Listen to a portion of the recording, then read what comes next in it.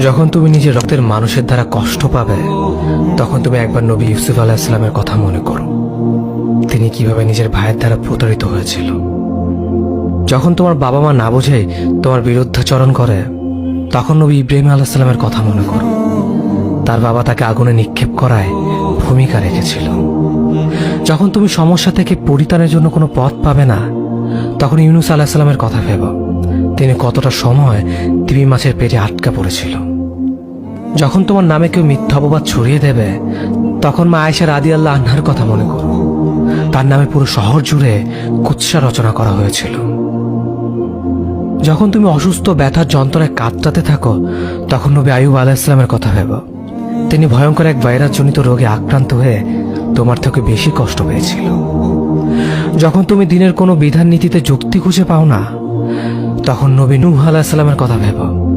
তিনি কোনো প্রশ্ন ছাড়াই মরুভূমিতে নৌকা তৈরি করেছিল।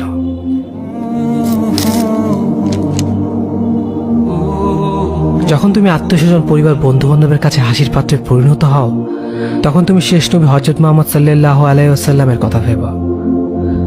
রাসূল সাল্লাল্লাহু আলাইহি ওয়াসাল্লাম বলেছিলেন, সবচেয়ে বড় পরীক্ষা দিয়ে সবথেকে বড় পুরস্কার আসে।